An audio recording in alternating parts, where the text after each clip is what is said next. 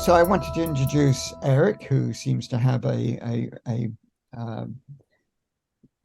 very wide, um, uh, well, I would say responsibilities in ISO. I was impressed by the number of things, in fact, that you seem to be doing within ISO's governance.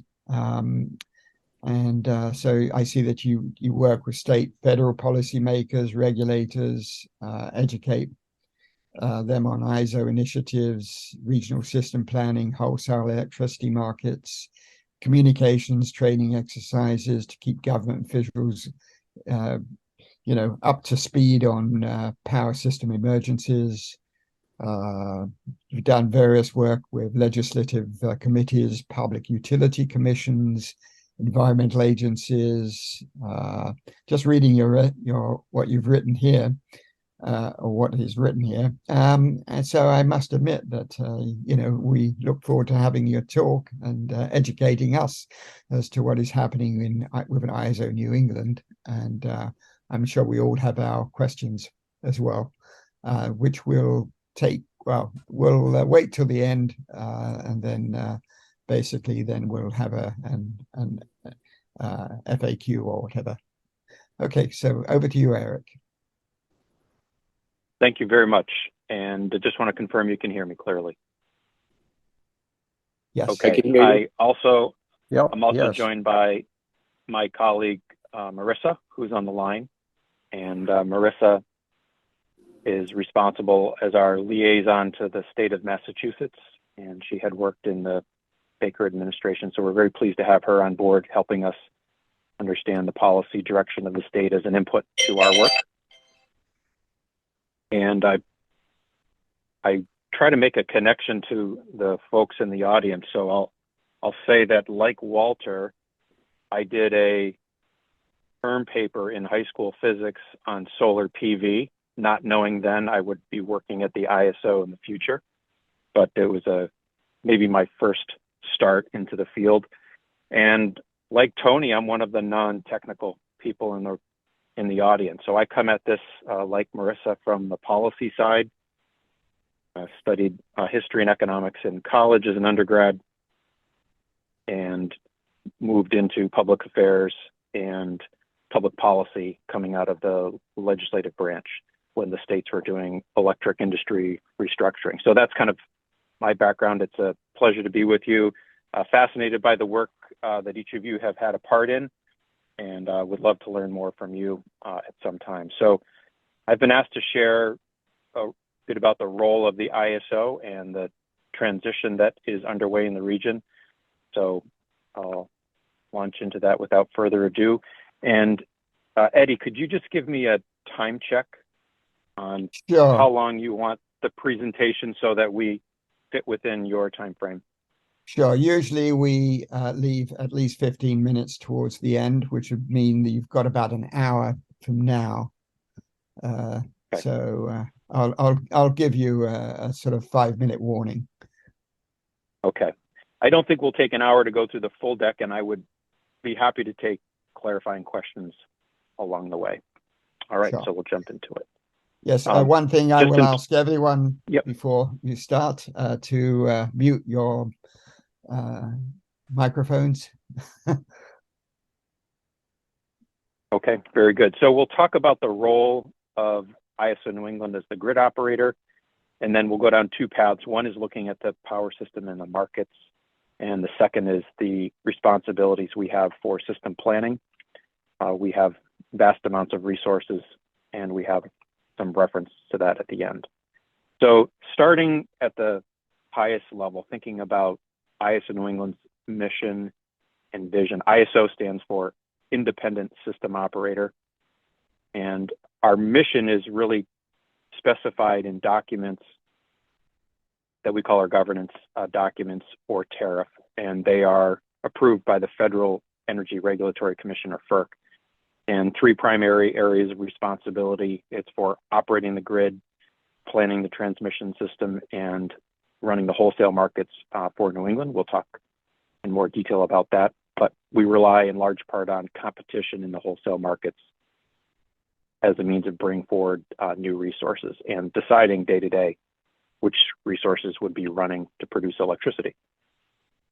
So if we were to make changes to our mission, we'd have to go through a stakeholder process here in New England. We'd have to go back to FERC to get that approved. But this is essentially what we do on a day-to-day basis. And this mission has been in effect for approximately 20 years without substantial revision. When we think about where we're going, we've recently adopted a vision statement, and this was our senior management team and our board of directors. And we adopted this in the 2021 timeframe. And it's more aspirational. So it didn't go through the stakeholder process. It didn't require approval from FERC, but it's designed to try and align the work that we're already doing in our mission with the work that the states are striving for with their policy developments around clean energy. And so we're trying to use the competitive markets that we do administer and our responsibility for planning and operating the grid to help ensure that we have a reliable grid through this clean energy transition. So that's what we do and where we're going. And we develop a budget and work plan each year, building on our mission and vision. And that's also a public process. So if anybody was interested in understanding the ISO budget, you can find it right on the ISO website. So we've had responsibility for grid operations in New England since 1997. And we're overseeing when we say the restructured power system, it really was happening in two parallel paths. One was Congress and FERC were opening up the transmission system to competition from new sources of generation, not just the incumbent generators owned by vertically integrated utilities, but new and emerging technologies, which at the time were natural gas-fired generation. And at the same time, the states were undergoing restructuring of their retail systems, and in New England, all except Vermont, all the 6 states adopted some form of restructuring in the late 1990s, early 2000 timeframe. So everything we do is regulated by FERC. Our primary responsibility is reliability. And there's 2 things that are unique about our organization when you think about all of the entities that are involved in the electric grid. We're independent of all the companies that we work with. So as an employee, we would attest in a code of conduct form that we sign upon hiring, and then on an annual basis to say we have no financial interest in any of the companies that are buying or selling or transmitting power in the wholesale markets. And the second feature is that we are neutral on technology. So we really rely on the wholesale markets to bring forward the resources that will produce electricity. We don't have our thumb on the scale of any one technology. We don't plan the system around nuclear power or wind power or gas-fired generation or solar.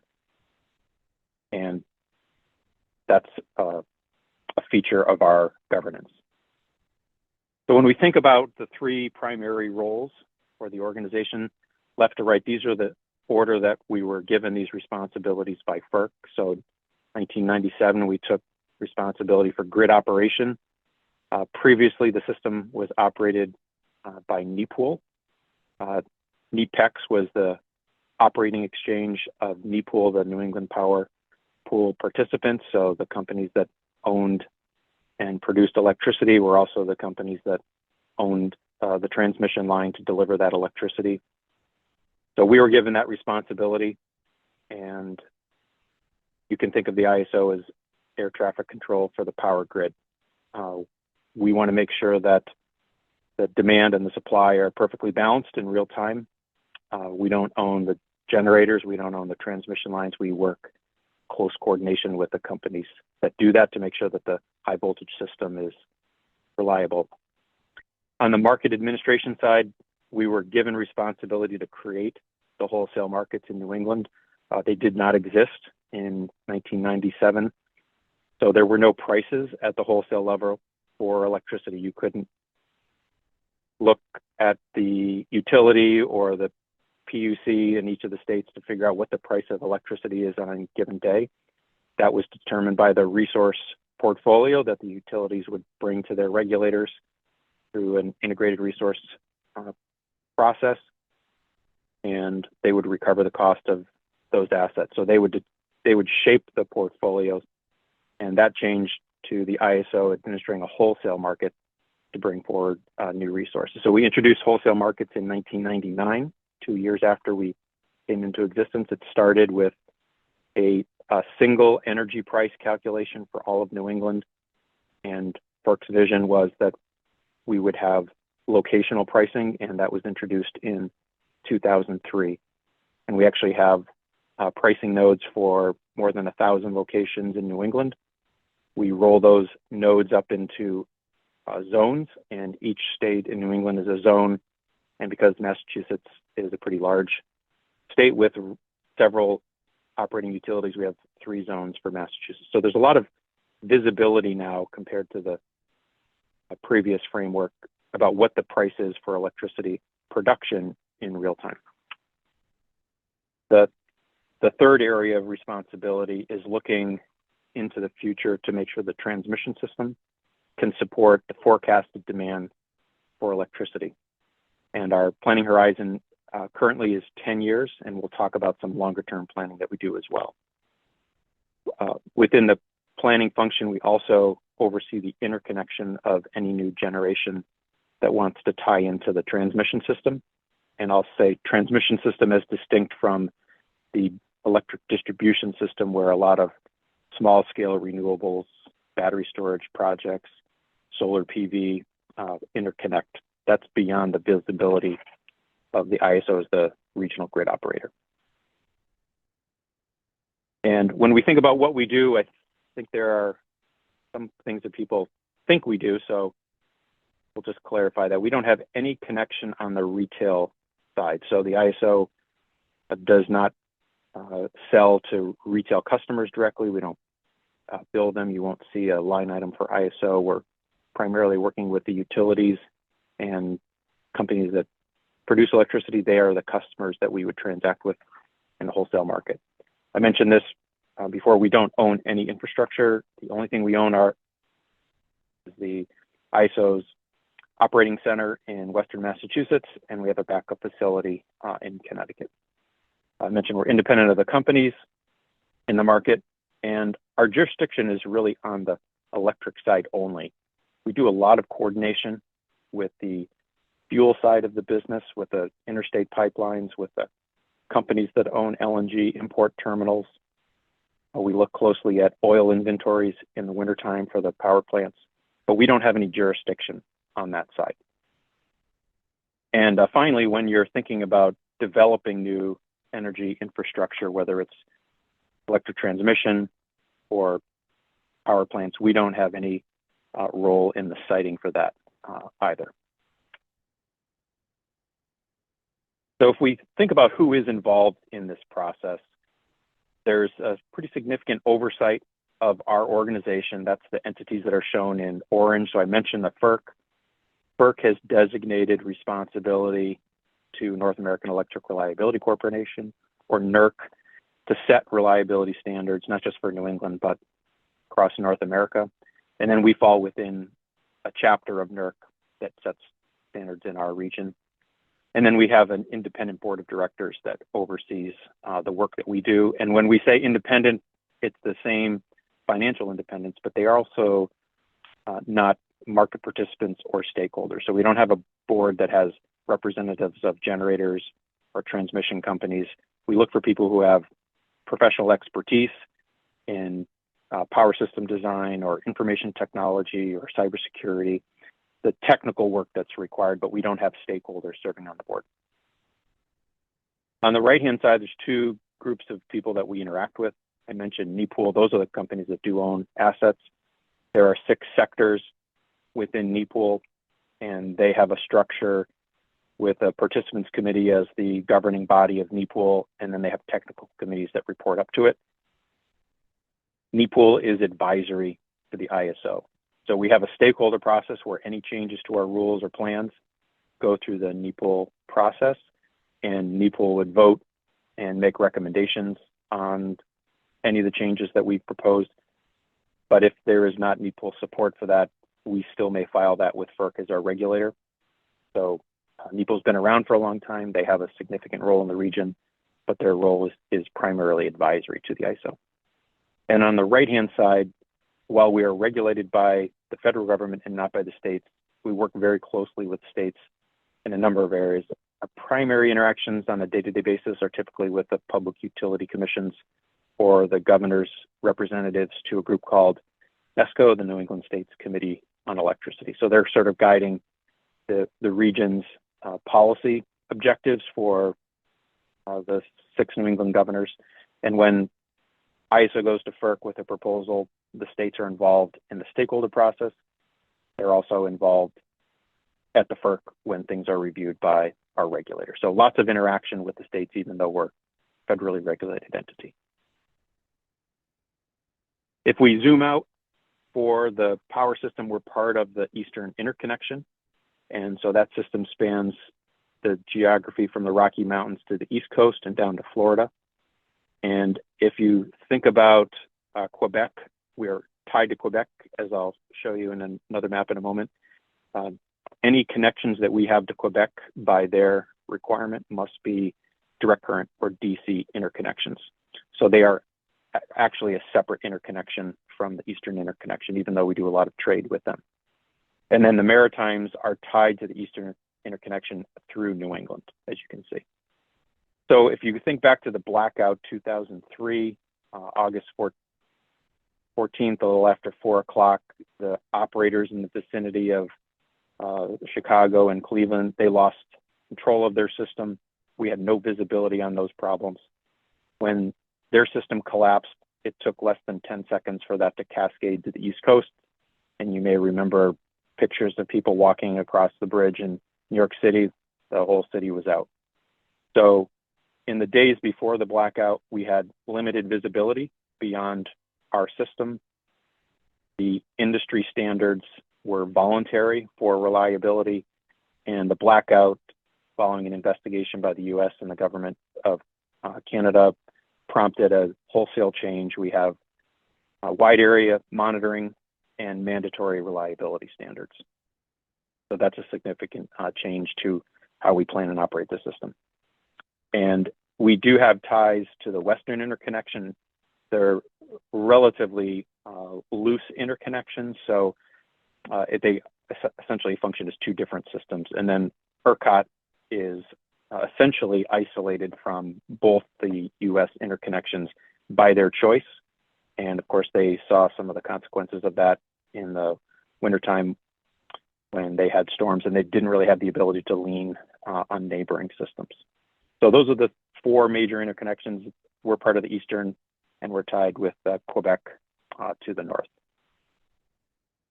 If we zoom in and think about just the New England system, we are a net importer of electricity. We bring, on an annual basis, between 14 and 19% of our electricity to serve New England's needs from neighboring systems.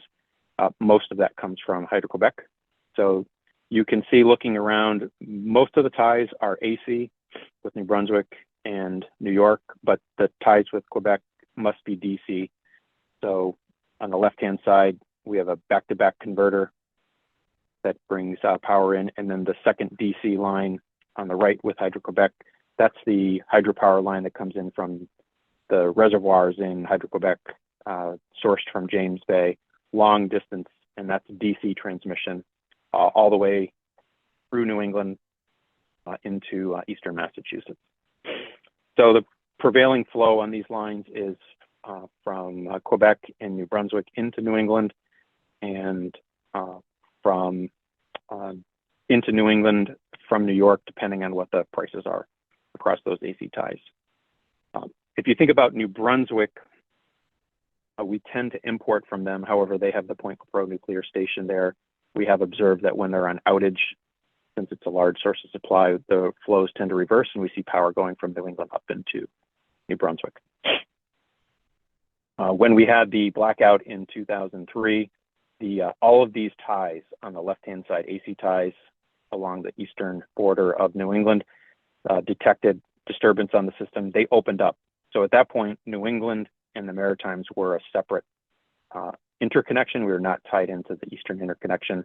That didn't reconnect till about 24 hours later, and it required bringing the frequency of those two systems into perfect balance at 60 hertz before they could do that. So if we think in New England about the resources that are here, about 350 plants that are under dispatch controlled by our control room, totaling just over 31,000 megawatts capacity. And at the same time, we have very significant interest in new resources. I'll show some illustrations on that. We have seen significant retirements in the region with more to come. And in our planning space, we're looking at not just generation resources, but opportunities for demand response and energy efficiency to provide services in our wholesale markets. And if we think about what we plan for in terms of capacity, energy, and the transmission system, we think about the peak demand. And so we are currently a summer peaking system. And in the 1990s, we saw lots of air conditioning penetration, even in northern areas like Northwest Vermont, that drove electricity demand up. So we shifted from winter peaking in the 70s, 80s to a summer peaking system. We typically peak, if you think about the record demand at 28,000 megawatts. In a heat wave, it's not just the heat, it's the humidity combined that drives the peak demand. But we also see a peak in the wintertime, a little bit lower, 23,000 megawatts. But it's more challenging to meet the lower peak because we have limited fuel infrastructure to power the generation in the wintertime. And that's a physical constraint on the natural gas pipelines. And you may look at the winter peak and say, wow, all-time peak was set in 2006. We haven't been anywhere near that since then, and it's largely attributed to the deployment of energy efficiency in the region. So energy efficiency keeps energy use and peak demand down, and as we'll show, the solar PV is having an impact on the load profile as well.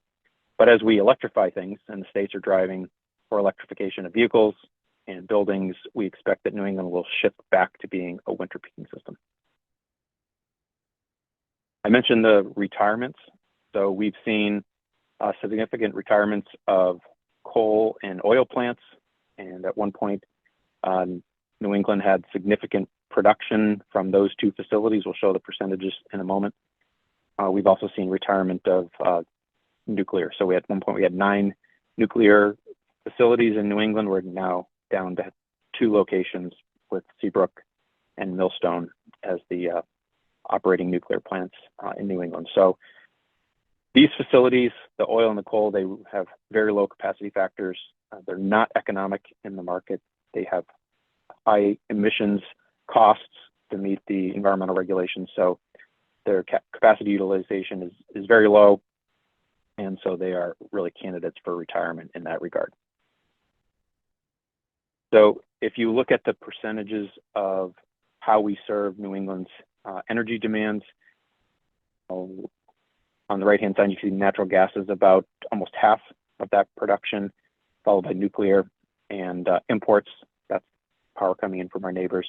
Renewables has been a relatively small percentage, but coal and oil here you can see have fallen substantially. If we think about the wholesale markets and the pricing, we can see that natural gas prices, which are shown here in this, I'll have to update this chart because it didn't grab the series names. So the natural gas is shown in the dark blue. This is the commodity price at a New England hub on the Algonquin system. And this is the hub price for electricity on the wholesale market. So as goes gas prices, so goes electricity prices at the wholesale market. We've seen big shocks to the system when infrastructure is taken out of service, and that was in 2005 with the hurricanes. Katrina hit the Gulf. As soon as that infrastructure came back down in Texas, we saw the prices come back down. And then there was a significant run up in the 2008 timeframe. when the economy was running strong, demand was very high. There was a high price for fuel and electricity, but we're also starting to see the advent of access to supplies in the Marcellus Shale. So then we started to see these longer term declines in gas and electricity prices, but it's punctuated by very volatile and steep electricity prices in the wintertime when we have cold weather in particular. So it's not every season. There are gaps here when we don't see a lot of volatility. That's indicative of a mild winter in New England. And then on the right-hand side, we can see the run up in gas prices, and in particular LNG. So when New England is buying LNG to serve generation in the region, we're paying prices that are in a global market. So we're competing effectively with Europe, Asia, Japan, companies that have high demand for LNG as well. Within the markets, there's three basic market structures that we administer. Electric energy, this is delivering power to businesses and consumers in real time each day. So whatever we're powering with our devices or manufacturing processes or electric vehicles that are charging, it's all being supplied in the energy market. We do that in two time frames. We have a day ahead market, which is purely financial. We forecast the electricity demand and resources offered to sell electricity on a day ahead basis. If the forecast of demand was perfect and resource performance was perfect, we wouldn't need a real-time market, but we know from day to day there are different things that happen that change your operating plan. So the weather might be warmer or colder, that would affect the load on the system.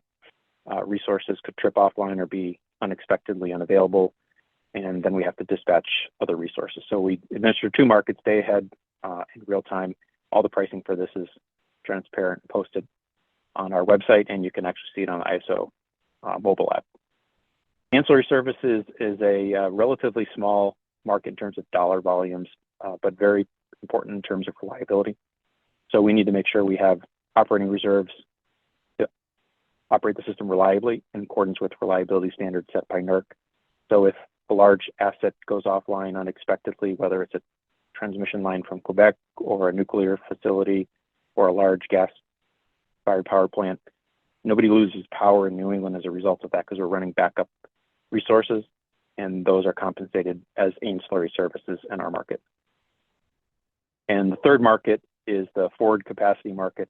We run an auction each year in the first quarter, and we forecast what our needs will be in 3 years into the future, and the auction will line up resources that can produce in that future time frame, and it sets the price for capacity on a forward basis. There are some discussions about moving from a forward market to a prompt market within the same operating year.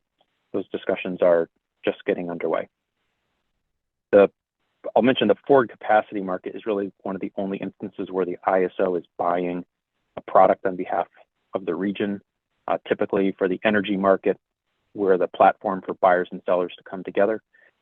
But in the capacity market, we buy capacity on behalf of the region, and that satisfies the reliability requirements that we have, but it also provides some stable signals for the cost of investment in capacity for resources, and it provides some of the missing money if you're thinking in terms of the economics, since we do have offer price caps in the wholesale market. So all these markets kind of work together: energy, ancillary services, and the forward capacity market.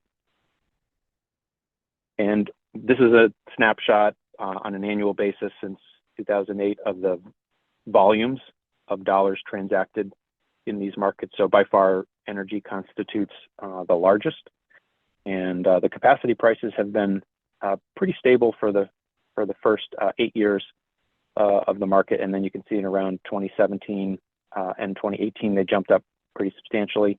That's because we had retirements of some of those older resources, and when you have retirements in a market, it's a signal that you need investment in new resources.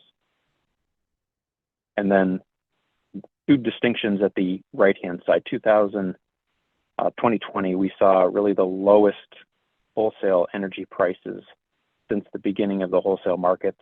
And that's because of demand being lower and energy prices softening in the gas market. And then you can compare that with last year where we saw record high gas prices. So the price at the wholesale level in New England is really going to ride in large part on what's happening with the natural gas supply and pricing in New England. And we mentioned the ancillary services, a relatively small part. You can see that's really just a sliver of the total cost. So some of the work that Marissa and I do is working very closely with the states to understand their policies, their goals, what legislative mandates they might have in place, and how that would affect the planning for the system. So there's really two dimensions here. One is the states are looking to decarbonize, and that's not just the power grid, but that's the economy as a whole. So decarbonize transportation and buildings, mostly below 1990 levels. So that would be a pretty significant reduction. And we'll show some of the impacts of that over time. And the second area, the states have set goals, not just for decarbonizing, but increasing renewable or clean energy in the timeframes around 2030, 40, and 2050. So we track all of that as inputs to our planning process. Another dimension of what the states are seeking for renewable energy is the Renewable Portfolio Standard, set on a state-by-state basis, typically authorized by the legislatures. And this moves over time depending on who's in office and what their priorities are. Rhode Island at one point was closer to the bottom, and they have an administration that set very high targets for renewable energy. So this is really just looking at what retail suppliers, competitive suppliers must provide to retail customers to meet state policy goals, but it influences the type of resources that'll have to come into the market to serve those customers in the future. If we think about the energy transition in the region, it's already happened in the time frame from the blue, which is the year 2000. Series 2 is 2022 last year. Series 3 is 2040. And so we'll get you an updated version of this chart. I'm not sure why it's showing that way, but you can see from left to right, number one is nuclear. That's been relatively stable, although over time that will shrink as we add more renewables, just as a percentage of the total pie. But the real shift has been for number 2 and 3, oil and coal. So we powered about 40% of New England's energy needs with coal and oil in the year 2000. Now on a year-to-year basis, it's fractions of a percent. We really only run those facilities during extreme weather if it's a cold snap or potentially a heat wave. So gas-fired generation has made up the difference, and here it's showing 45% on an annual basis. If you look at the website at any given day, you might see it's higher than that, 50, 60%. So we use a significant amount of gas. And then on the right-hand side, hydro is relatively stable. We're not expecting to build out more hydropower on the rivers in New England. Transmission is our imports. Those have been relatively stable. But as you get into the far side of this chart, category 7, this is renewables, primarily wind and solar, and that's going to have to jump from 10 to 11% of our energy to more than half in 2040. And then to meet the 2050 goals, that will have to be even further. So we've seen a big transition so far away from higher carbon fuels to natural gas, and then it will be from natural gas to more renewable energy. If we think about the solar resources, this is driven primarily by state incentives. So the legislature in Massachusetts sets targets for clean energy, including solar PV. So Massachusetts on the left-hand side, you can see, has more than 150,000 installations of solar across the Commonwealth. And that would line up with the center column. End of last year, we had a little over 5,000 megawatts of nameplate solar capacity in the region, but that will more than double by the end of the decade. So all state policy driven. One of the challenges certainly for adding this much resource is it's tying into the distribution system for the most part. That system was designed to move power from the grid to the customer. And now you're talking about having resources that are pushing back into the grid, effectively have a two-way directional distribution system. So there will be investments needed on the distribution side to satisfy these policy objectives, but this is clearly the direction. If you put this in context, the nuclear fleet in New England is smaller than the sum of the solar capacity currently. Of course, you have a very different operating characteristics. Nuclear plants run continuously between refueling, and the solar plant is very much weather and sun dependent. So if we think from a grid operator's perspective, what happens as you add solar to the system? The dark line, which is the dashed line, is the typical demand on the grid, serving customers along a 24-hour period of time. And historically, we would see a peak in the early afternoon. Things would dip off in the later afternoon, and then we'd have another peak in the evening hours. But as you add solar to the system, it doesn't look like energy production to us. It looks like reduction in the demand on the grid. And so we're now serving the dark line on the bottom, and this is the New England version of the duck curve, which shows the belly of the duck gets fatter as the amount of solar in the system increases. And so notably, if you look on the left-hand side, we have more production served by the bulk transmission system at 3:30 in the morning than we do at 3:30 in the afternoon. So it's significantly changing the types of resources that we have to dispatch to meet the demand as solar production is displacing typically fossil fuel resources. Of course, the demand is not going anywhere, it's just being served differently. Let me just back up on that briefly. So another impact of the deep penetration of solar is that we have a much longer and steeper ramp into the afternoon. So as the solar trails off in the late afternoon into the evening, we need fast responding resources that have the ability to ramp up quickly to meet that afternoon peak. And of course, if we have days with cloud cover, the demand is still there. We're switching back to traditional resources in the market to serve that demand. When we think about the overall demand for electricity not being quite near where it was at record levels in terms of summer peak, it's driven largely by state investments in energy efficiency. And the New England states typically are pretty near the top of the list nationally for those investments. And that's on the order of $1 billion a year. So big commitments by the states and ratepayers having an impact on the load profile for New England. So when we think about what's coming, we have an interconnection study queue that looks at all resource additions in New England. The queue historically has been populated largely by natural gas-fired generation, and then second by wind and solar. That's changed dramatically. There's almost no natural gas-fired generation in the queue right now for New England. I think that's partly a function of the constrained fuel pipeline infrastructure and also the challenges with siting new gas-fired power plants. But wind here is largely dominated by or populated by the state policies that are leading to procurements of renewable energy. So these proposals are not necessarily economic in the wholesale markets, but they have policy support from the states. And on the wind side, you can see it's largely offshore wind, although there is onshore wind proposed in Maine. And then battery storage didn't even show up as a category in the queue 5 years ago. And now it's the second largest. This is all lithium ion technology, short duration battery in the scale of hours. And it's not quite clear to us how that will operate on the grid, whether it be on the customer side, under the control of the customer or some aggregator, or whether it's on the grid side. But we are seeing more movement to grid scale battery storage in the region. And then the solar here, these would be grid scale connected projects, not just rooftop solar projects that we saw earlier.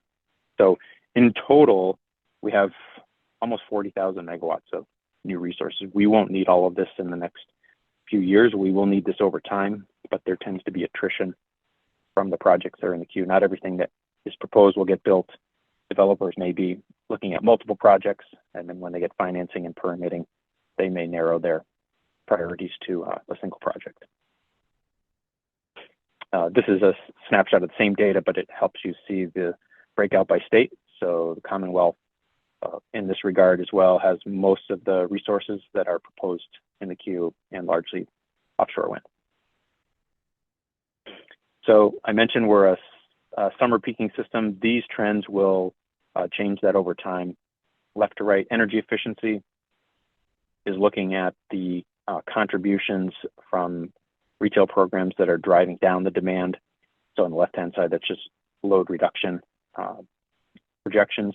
On the middle and right side, we see the forecast that we've developed around the electrification of buildings in the green and transportation electrification. So relatively nominal numbers in the current time frame, but significant growth, and that will drive increases in electricity demand. This is just on a 10-year look ahead.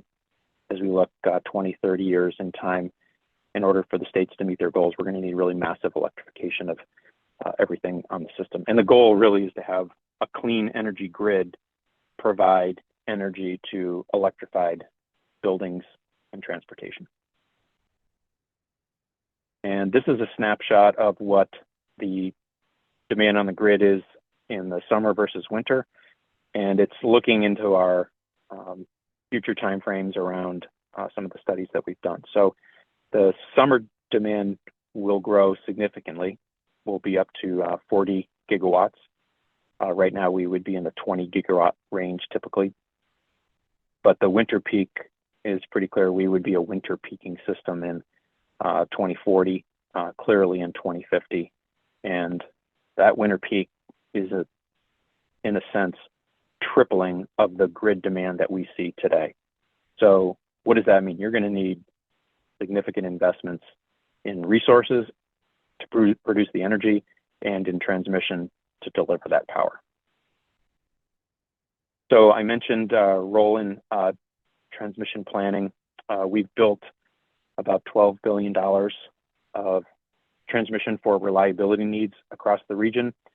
Every state in New England has some type of upgrades. In Boston, it was around the greater Boston area to import additional power into the city. Boston is the largest load center for the New England system. And so we've had to reinforce that as demand has grown. I mentioned that we do interconnection studies. The interconnection studies for the ISO are really just looking at making sure the interconnection of a new resource does not create adverse reliability impacts on the rest of the system. So we're not looking about the fuel technology, the other technology, the benefits of a project. We're not looking at the economics of the project. We're just looking at through the reliability lens.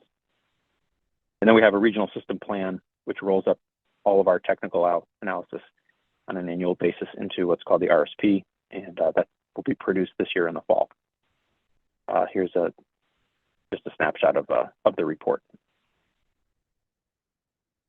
In addition to transmission for reliability, we're seeing interest in developing transmission to bring different resources from Quebec into New England, multiple proposals. The most current project is the New England Clean Energy Connector, NECEC project. It goes from Quebec through Maine to serve energy needs in Massachusetts primarily. Still interested in bringing off onshore wind from northern Maine. Challenge there is that where the wind is, there's not transmission, so you have to build long transmission to bring that to market.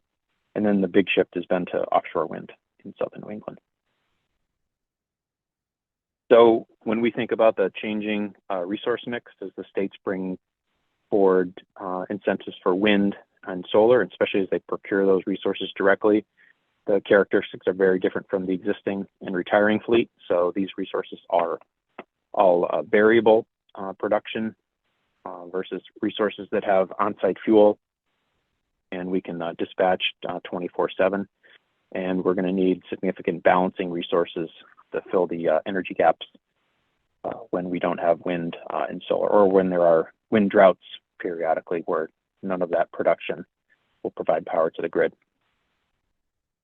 So wrapping up here, we're thinking about the transition from sort of large central station to a world with distributed resources. So from hundreds to thousands and potentially millions of devices that are transacting at the distribution system. And also a shift from older fossil resources to renewable resources on the system. And when we think about the work with the states, we've identified 4 pillars that you need to have a successful clean energy transition. The queue that we talked about is one indication of the types of resources that are coming forward, but we will need really massive amounts of clean energy either produced on land in New England offshore or that we can import to meet their demands that would show a doubling and tripling of the grid in 2050. We'll need balancing resources, as I mentioned, that can match the variability. Right now, that's provided by natural gas-fired generation that has that capability to ramp up and down. In the future, there could be other fuels that are used at those sites, or to the extent the region and the industry develops longer duration energy storage, we certainly could use those resources as balancing resources.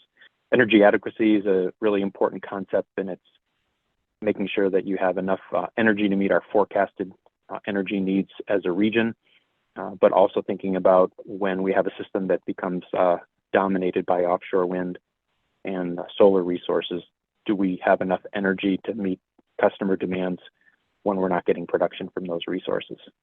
And finally, the transmission system investments we've seen, we're going to need more of those in order to support the higher demands that we'll have on the grid. Eddie, these are just a couple of resources that we'll make available in the slide deck. I'll just highlight that if you haven't seen the ISO To Go app, you can kind of track the daily load profile, wholesale prices, the fuel mix, and get updates on what's happening on the power system in real time. So thank you for your interest in this, and I'd be happy to take some questions and get feedback. I'd love to hear what you folks are thinking. Thank you very much, Eric. That was an excellent talk, and I think it's illuminated what our future is in terms of energy production. I have a couple of questions, though, which it's interesting that, in fact, our pricing of electricity seems to be dominated by the cost of gas, yet gas amounts to what, 50-odd% of production? So that seems to say that the other sources are more or less constant cost. Is that a good interpretation? I would say that the natural gas fired generation tends to be on the margin. So as they are marginal, they're setting price for the system. The nuclear plants tend to run more as base load facilities, so they wouldn't set price on the system. Oil could set price if it was very cold. We have seen that from time to time. It switches from gas to oil, but it's really the fact that it's on the margin that it's setting price most of the time. So if we shift towards more renewable energy, will prices therefore be more stable? If we shift to renewable energy, and we'll take offshore wind as an example, those resources aren't necessarily putting an offer in to sell electricity as a price. So they tend to just be dispatched first. And we'll take all the production we can from those resources. It would be displacing gas-fired generation. So it's possible you could come down the offer stack in the wholesale market and use less natural gas, but you'll still be using natural gas, and it'll probably still be setting price because they're the balancing resources on the system. So you'll see wholesale prices probably come down in real time, but I think an interesting sort of market design question is, will those resources stick around if they're not able to produce and recover their costs across a larger revenue opportunity and just provide balancing energy. So that's an open question. Eddie, I'm going to let you coordinate the Q&A, unless you'd like me to call on people. Sure.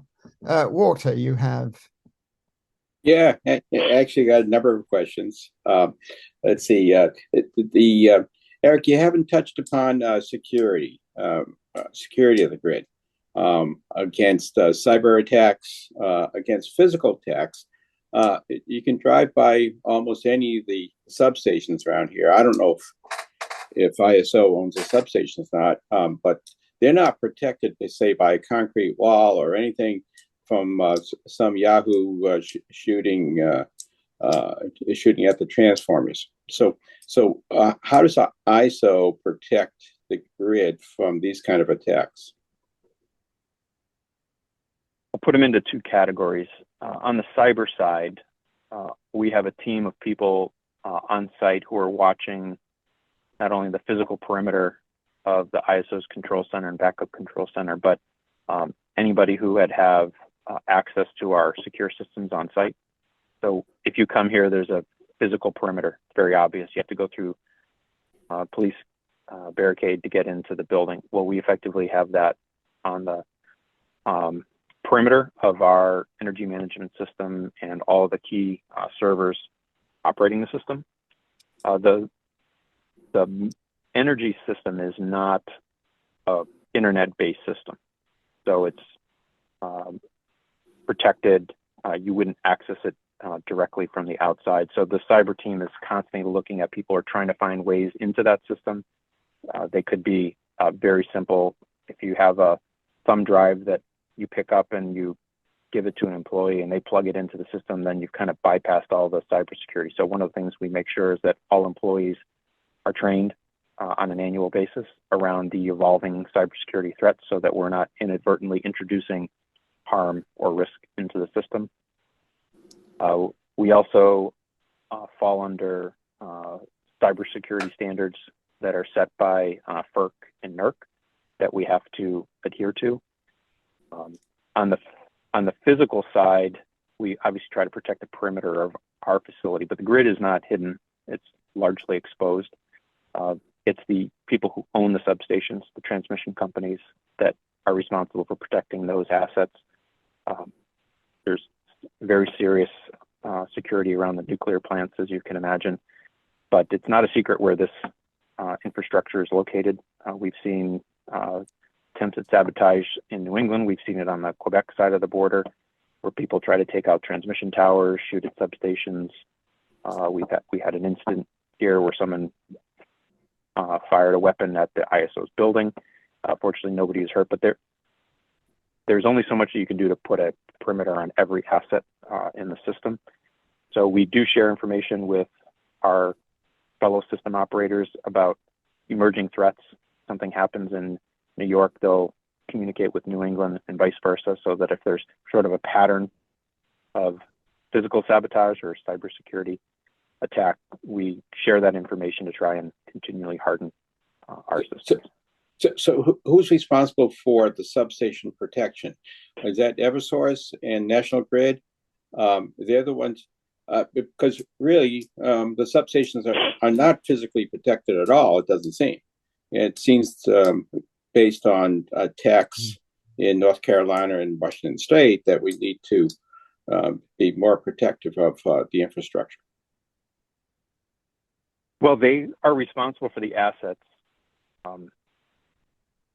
You could say, let's build a wall around every substation.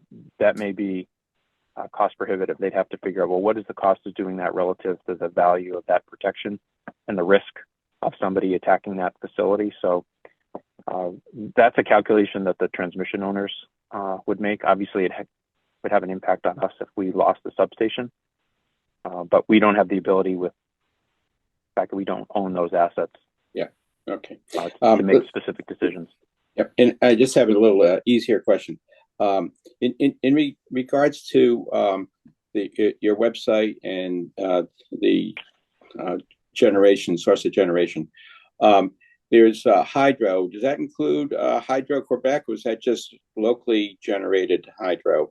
And does it include the pump storage, which actually is pretty significant? You hadn't mentioned the pump storage. That's Yep. about a gigawatt of power. Yep. So we'll put them in three buckets. The Hydro-Quebec doesn't show up in the hydro category because it's an import. So we're just bringing that in as an external source of energy. We know because 99% of the energy in Quebec is from hydro, it's just assumed to be hydro.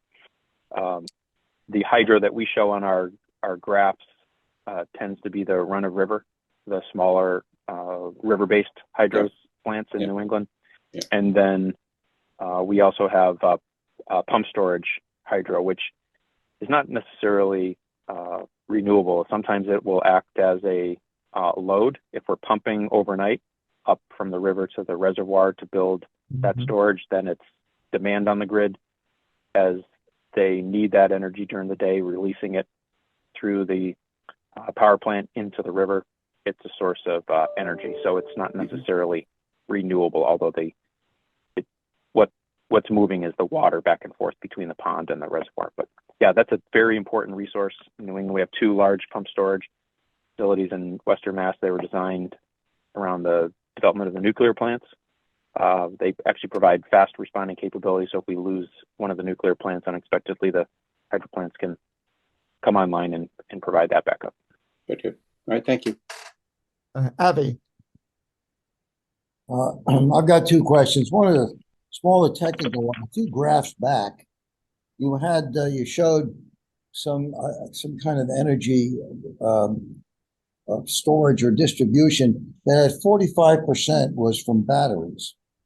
And it occurred to me as I was watching it, batteries, of course, are a storage component. And the question is, if we're talking about energy, what energy is being used to provide, what source is being used to provide the energy that's being stored in the batteries? Yeah, there it is, battery storage. But it seems to me that in the other categories, they are sources of energy, whereas the battery has to have some energy to go in to store it. So it's not really a source of energy. That's correct. That's a good observation. So the chart here is showing projects that are seeking to interconnect to the system, and it's looking at the capacity, sort of the maximum draw on the system or discharge into the system. It's not looking at the energy source. If you were to interconnect all of these batteries, they could charge off of the grid, in which case the energy would come from whatever is operating in the system mix at the time. If they were paired with a renewable resource, meaning if they only charge when there's surplus sun or wind, then that would be their energy source. This particular chart is just showing the interconnection process, so it doesn't take account of that, but that could vary depending on the time of day that those resources are charging on the system. So that, yes, they're not clean or not clean. It's very much dependent on what their input energy source is. The second question is with regard to other energy sources. I mean, you're dealing with the ones that we know about. Do you ever think about the possibilities in the future, such as tidal energy, or the fusion may come online in the next, so you're projecting out to 2050, in the next 25 years? Do you take into account the possibility there may be additional sources of energy? Yes, so we try to monitor those trends when we're looking at projects interconnecting the queue. We're really only looking at what's commercial now. So we don't have an R&D component to our responsibilities as the grid operator. We work with technologies that could be connected in the near term to the system.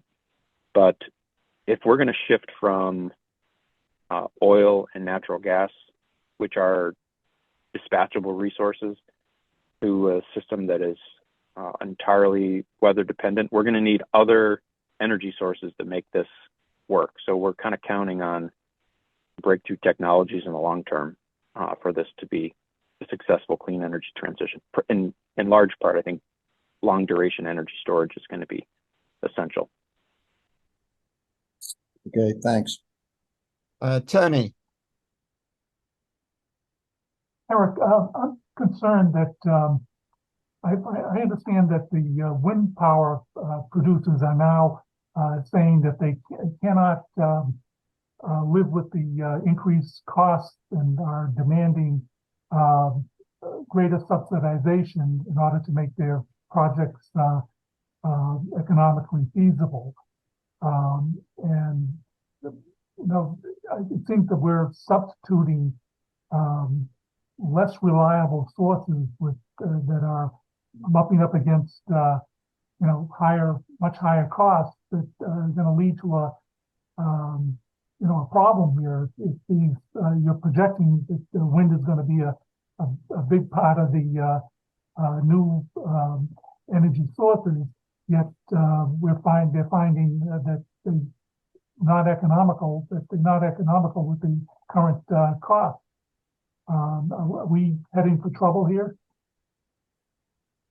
Well, we've certainly had success building offshore wind in New England. The Block Island project was the first one in the country, so we've proven that that can get done.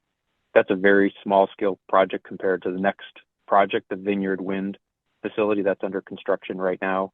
That'll be 800 megawatts off of Martha's Vineyard. You observe that several projects that have been in development have gone back to the regulators that approve those projects to say we're having difficulty making the economics work.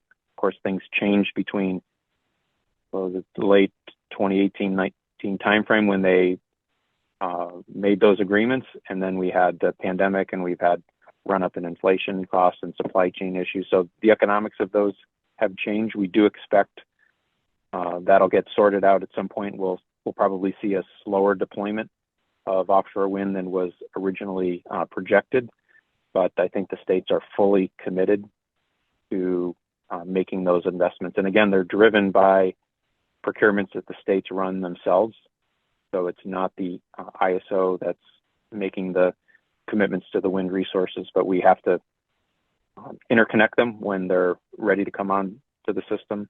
And the delay just makes it more challenging if we want to achieve clean energy.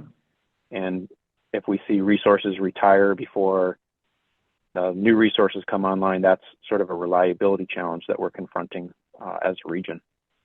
And we also, these systems require backups because they're not, the wind doesn't always blow and there's the right speeds and all. And is that really the most efficient system where you in effect having to maintain two separate systems to achieve one goal, really? Yeah, I understand, Tony. That's a good observation.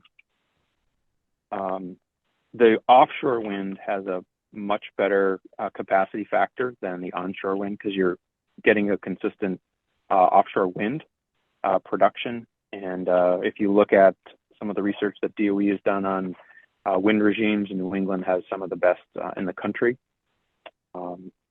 So yes, you will have to maintain balancing resources for those resources when the wind is moving up and down. But it's really a policy choice to have a large part of our resource mix being wind. Whether it's economic or efficient, I think is maybe an input to the state policy consideration, but they've clearly signaled that they want the future to be offshore wind as a big part of our mix.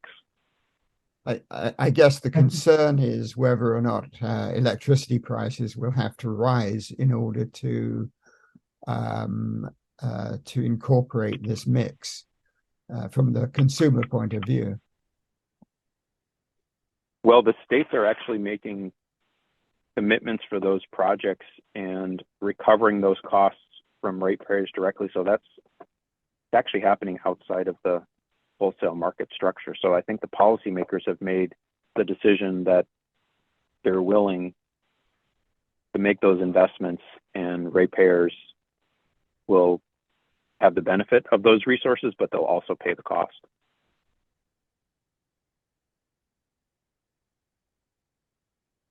Okay, Thomas.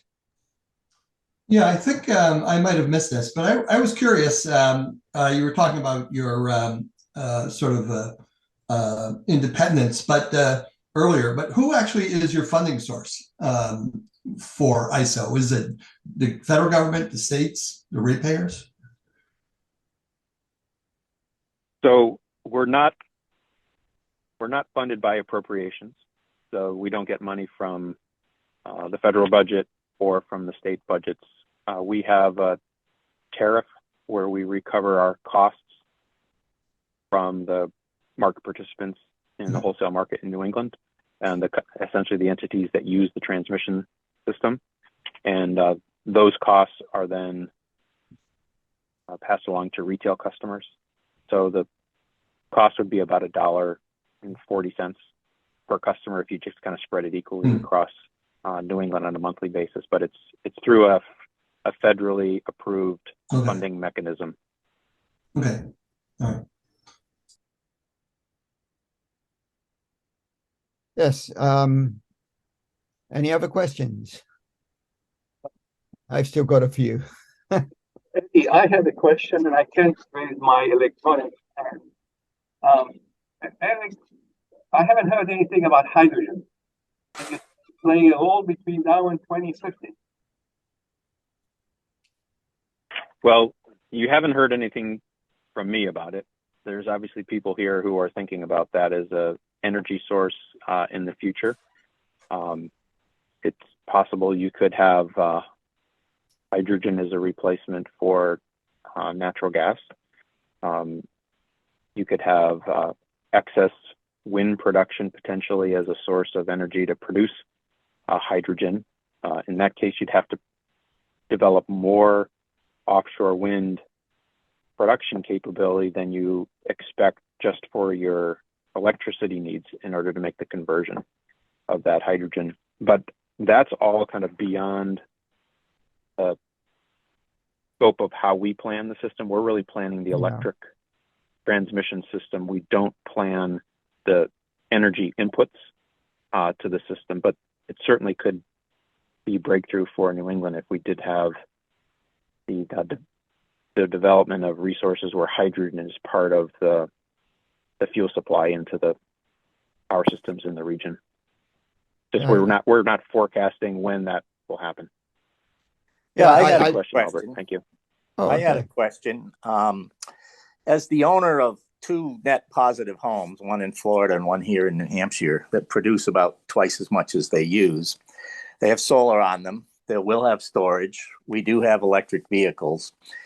It just strikes me that it's a lot better and cheaper in overall terms for buildings to be solarized and have storage on them so that they essentially become self-sufficient. And paying to have offshore wind done and its associated transmission to run a grid for which there isn't really a demand strikes me as kind of crazy. I'd wonder why it is that we seem to be spending all this effort on these things when the solution is so obvious and in front of us. More than enough energy falls on buildings to run it and the vehicle system year round.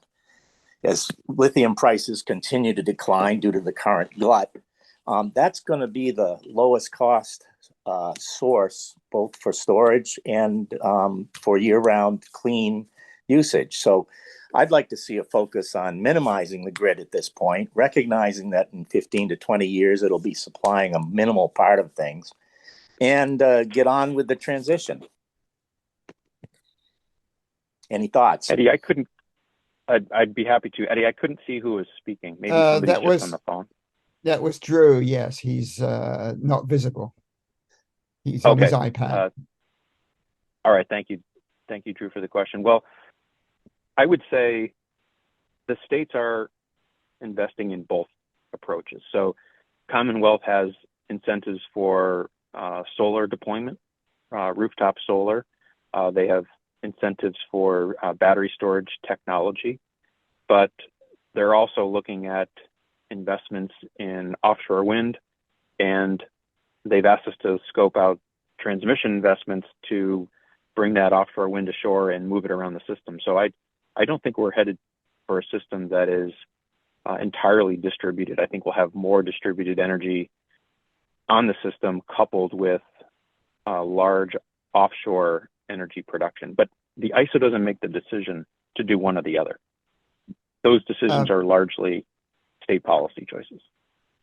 Actually, one of the things that has cropped up among the in IEEE, for example, for a number of years, are local DC grids, and you know, I'm just wondering, as people produce more and more solar power locally, have you anything to do with that, or is that still a kind of dream that some people have and it won't exactly come to fruition? I think that's probably a great question for some of the engineers in the shop who are sort of IEEE participants and sort of thinking about that. We're designing the bulk power system, which is largely almost entirely an AC system. If you're going to see DC systems on the distribution side, the ISO would have less of a role there, but I'm sure some of the guys are thinking about that. Neil, did you have a question? I was saying I've read the same thing that you have, and but basically the big argument is it works for some local areas. Will it work everywhere? It's the same argument for everything. We can have local solar on buildings, and that may work for some buildings. But what do you do for office building? What do you do for manufacturing plants?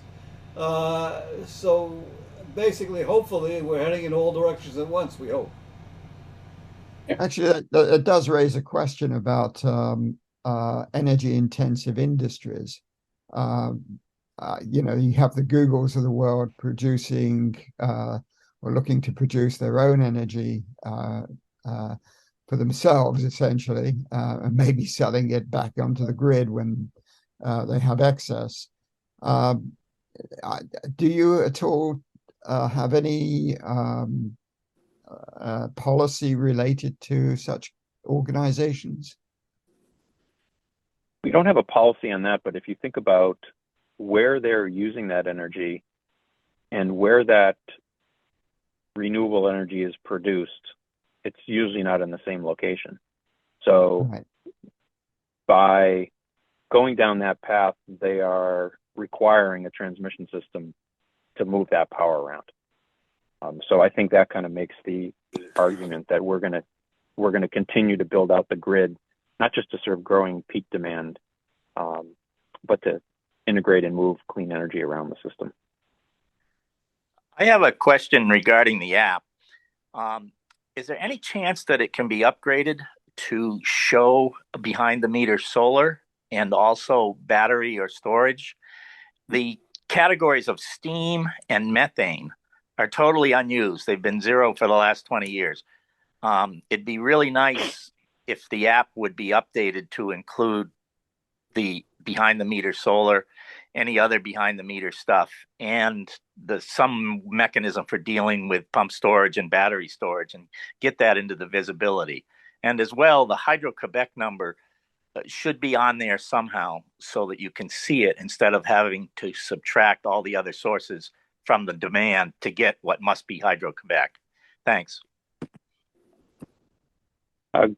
Great comments. I think that might have been Drew again. Yes, So it was. If you look at the app, I don't know if you can, maybe you can see this. It looks like you might be able to. So that's the app. It's showing the impact of behind the meter solar. That's an upgrade that we made to the app in the last change. I'm not sure how long ago, but that is available now. It's also on ISO Express, which is the data portal you can get to from the homepage. So that's already available.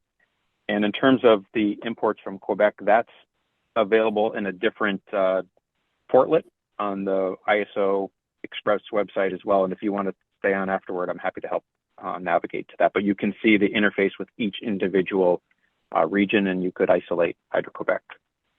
Yeah. Apple wants me to upgrade my iOS before I can use the new app, so I'm stuck with the old one. Okay. Well, I have one other point, which is in my reliability days, one of the main points was availability, which essentially is time up over total time. Do you have availability goals, particularly as we move towards perhaps more unpredictable weather events and this kind of thing? What are you planning for what seems like a very unpredictable future? And can you guarantee an availability level of electricity to everyone? yeah, the concept of availability really has evolved over time. So if you think about the nuclear fleet in New England, for example, in the late 1990s, much of the fleet was shut down by the NRC for reliability issues on their side. And when they came back, it wasn't clear. We didn't actually get as many of them back, but the ones that came back actually had much higher availability factors when we introduced the markets, because it turns out they don't get revenue when they're not producing electricity. In the previous system, they did. So we saw availability factors for nuclear in the high 90s. So I think the markets reward performance in that regard, and we see that day to day. We also have a change that's under development at the ISO. It's a project called Resource Capacity Accreditation. So for resources that are participating in the capacity market and supported by the region's consumers in the region, we want to make sure that we are properly accrediting their capacity contributions to when the system is stressed. And that's looking at everything from the availability of natural gas plants, which may or may not have a firm fuel supply, to the variable production of wind and solar resources. So across the board, it'll evaluate each resource category. And I think that's sort of the current discussion around availability. That's very encouraging. One of the things that I'd like to see ISO and some others look into is mounting bifacial solar panels on north-south face lines so that they peak early in the morning and late in the afternoon, which should give them a really high rating in the regards to what you were just talking about. I see many of those approaches being done in Germany and Austria, but not yet here in the US. And it just seems to be a no-brainer to solve the peaking problem. I think we can only have just a couple of very quick questions because we're running out of our time. Walter? Yeah, along those same lines, with the solar system, at least that I have in my house, I have a Powerwall battery backup. I'm signed up for the demand response from Eversource, but Eversource has never used it, even when there was sky-high prices back in February and also time. So I'm not sure that the demand response program for the homeowners is actually working. Number one, but more so in Texas, Tesla is actually now registered as a power producer, so that they can get energy off of the batteries that are on homeowners right now. And so, is there any kind of plan for ISO to look at that as having a virtual power plant with all these small batteries around? We certainly could see aggregation, but again, we don't have that connection with the retail customer. And in most cases, retail customers are not seeing what the real-time price is for electricity. We're paying a flat rate, whether you're business or a residential customer, for a month, 6 months, a quarter. Yeah. And so your incentive to respond to high prices, you don't have one, because you're paying a fixed price when prices might actually be high in the wholesale market. So that's on the retail side of the distribution system, and that's all state regulated. So I think there are opportunities for that, and maybe those resources could be aggregated and then offered into the wholesale market. There certainly are opportunities for resources to do that, but I think it's going to require some work on the state side. The utilities are working on it quite hard. Green Mountain Power has a very successful battery storage program that they help finance. And so that is part of the ISO New England grid. And they have taken advantage of it to avoid buying peak power. And that has helped every ratepayer in Green Mountain Power by the people who in Green Mountain Power are also using their batteries. Okay. I'm going to give Abby, if you've got only a very quick question. Okay. Quickly, is the And then we'll end. intention to phase out nuclear power completely, or is it part of the mix because it doesn't produce any of the carbon pollution that is the main motivator here? Well, it certainly provides a lot of energy, as we showed earlier. The decision for how long those resources stick around is in part how long they're licensed for. That doesn't seem to be the major barrier. We have one plant in Connecticut, the Millstone plant, that has a long-term contract with the state of Connecticut. So that runs from 2019 for 10 years.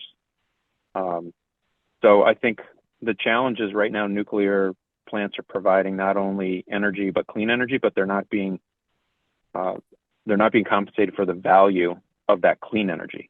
If you had some form of carbon pricing in the system, you could provide the revenue for the non-carbon emitting resources, and DICE has been supportive of that, but that's really a policy matter. So yeah, we've lost a significant amount of the fleet, some of it because it wasn't efficient to run them.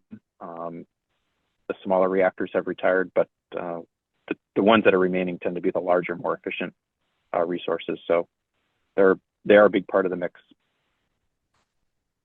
Okay, I'd like to thank Eric very much. Sorry if we ran a little bit over time, but you've given us a very good view of what ISO does in New England, and I very much appreciate it. So I'd like to thank you, and thank you very much. I enjoyed spending some time with each of you.